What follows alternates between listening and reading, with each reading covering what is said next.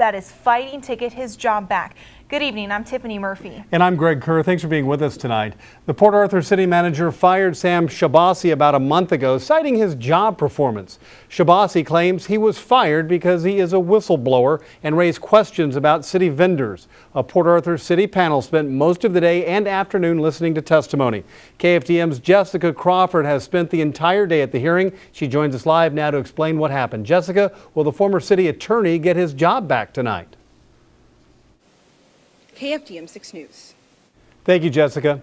An update tonight on the story of a former principal fighting to retain her job. Today, a judge granted former BISD principal Shante Guillory a temporary restraining order against the school district. The restraining order prevents BISD from firing her.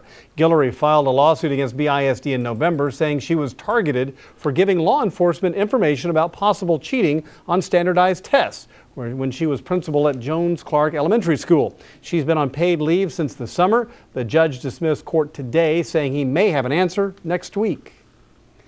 2 bomb threats at the same gas station within the past week. A bomb threat was called into the Petro gas station in the 5400 block of Walden Road. An employee answered the phone, and the caller said there was a bomb inside that store.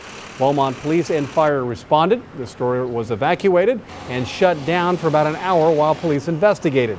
A bomb was never found.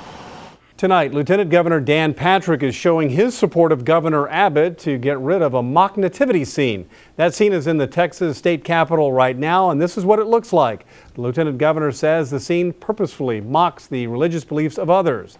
In a statement he released, the Lieutenant Governor says, quote, "Displays such as this must meet certain state requirements that promote a public purpose. This display clearly does not." To see his full statement, visit our website, kfdm.com. Bigger and better than ever. Oh, the electricity bill. I know, I wonder what it is. I almost asked today when I talked to him. Right. Okay, so as we get into the Christmas spirit, many are celebrating the season with gift of song. I heard you follow a line earlier today. No, you did not. I can't sing. I did. So I wouldn't do it in public. But anyway, one of these gifts performed by the Nederland High School.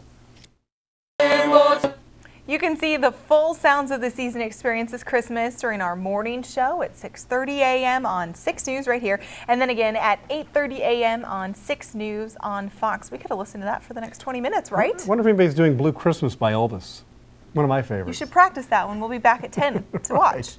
All right, first day of winter. Really? Rain, humidity, and later fog. What's up with that? I never would have guessed it was the first day of winter. Greg Bostwick says it's. Tonight, a little boy battling leukemia is now asking you to help him and other children with the disease to beat it by donating bone marrow. KFDM Sarai Demin is with us in the studio. And Sarai, how big is the need for bone marrow donations? The attorney is saying his client is mentally unstable to stand trial for the murder of a Houston deputy. We'll tell you why next. Certainly polarizing would be a word that comes up when you talk about Donald Trump.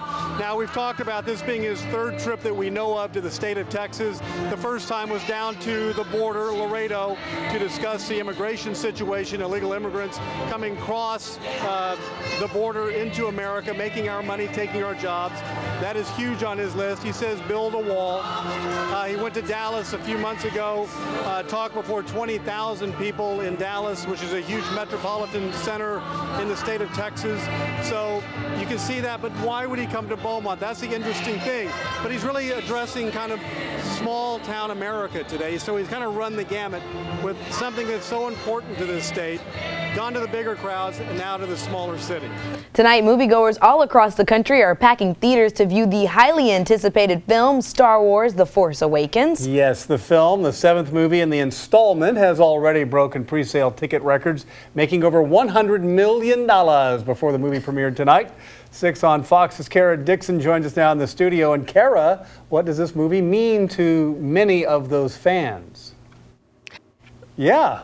I just want to say, so I don't know if y'all remember, but a while ago there was a Wookiee contest in Houston that we did a story on, and you made me do the Wookiee sound on air. You did. So now it's your turn. No, Kara did it. I've done it. Yes, you have to try. I thought I did. You have to. No, you didn't. My mom called me and was like, "Greg punked you out." All right, pot up Kara's mic and I'll do it. Ready? 3, 2, 1. How was that? Huh? The geek meter is like bursted. Blowed up. In case you were wondering, I think 6 News on Fox has now branded itself as you know, the station for Star Wars fans alike. Oh, no doubt. Go this ahead. is the place to be. Oh man, thank you. I needed that. Thank you, Kara. You maybe look not good or whatever. Gosh.